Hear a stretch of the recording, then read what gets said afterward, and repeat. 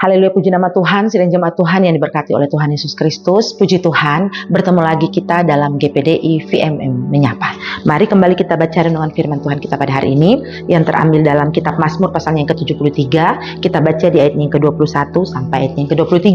Sekali lagi, Mazmur pasalnya yang ke-73, kita baca di ayatnya yang ke-21 sampai ayatnya yang ke-23. Bunyi firman Tuhan.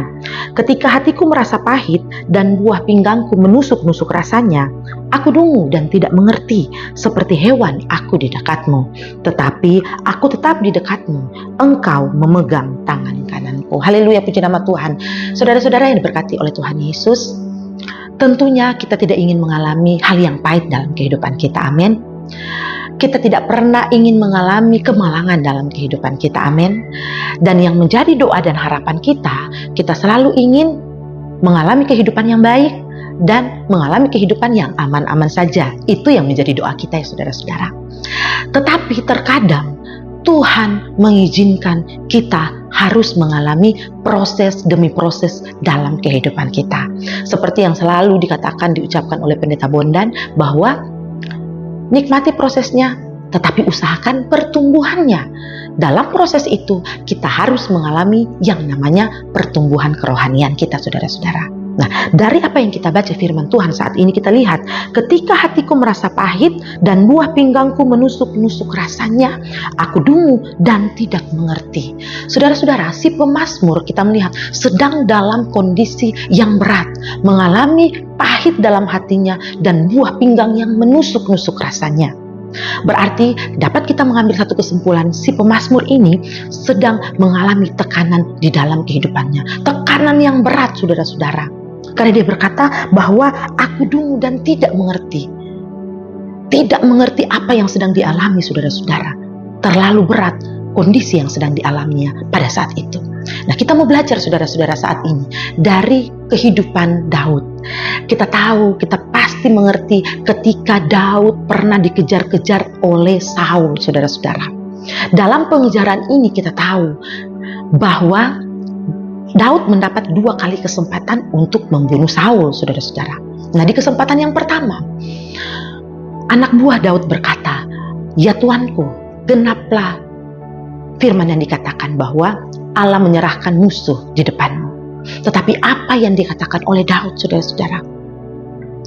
Aku tidak layak untuk menjamah orang yang diurapi oleh Tuhan. Saudara-saudara, betapa Daud memiliki hati yang penuh dengan kasih.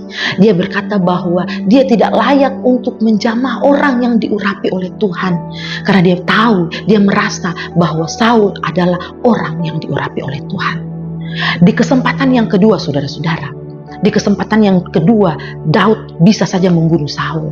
Anak buah Daud berkata bahwa, "Ya Tuanku, izinkan saya menusukkan tombak ini kepada Saul," saudara-saudara. Sekali tusukan, pasti dia akan mati. Tetapi sekali lagi, apa yang dikatakan oleh Daud? Biarkanlah Saul mati karena memang sudah menjadi kehendak Tuhan. Sudah waktunya, saudara-saudara. Dan bukan tanganku yang membunuh Saul. Sekali lagi, saudara-saudara, Daud mendapatkan 2 kali kesempatan untuk membunuh Saul. Tetapi dia tidak lakukan karena dia memiliki hati yang luas, saudara-saudara. Tidak ada dendam di dalam kehidupan Daud.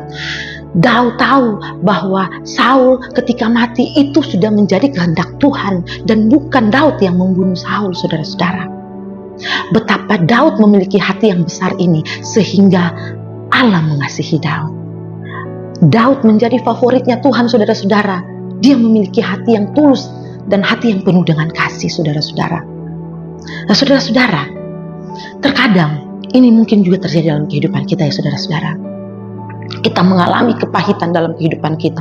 Kita mengalami proses dan tekanan dalam kehidupan kita, saudara-saudara. Seperti hewan aku di dekatmu. Firman Tuhan di ayatnya yang ke-22 tadi katakan, aku dungu dan tidak mengerti, seperti hewan aku di dekatmu, saudara-saudara. Tidak mengerti lagi apa yang sedang kita alami, saudara-saudara. Pergumulan, proses demi proses kita alami, bahkan musuh di depan mata kita. Tetapi kita melihat kalau kita tetap terus dekat kepada Tuhan, kalau kita tidak jauh dari Tuhan, saudara-saudara, melekat kepada Tuhan. Di sini dikatakan Ayatnya yang ke-23, saudara-saudara, tetapi aku tetap di dekatmu, engkau memegang tangan kananku. Engkau memegang tangan kananku, saudara-saudara.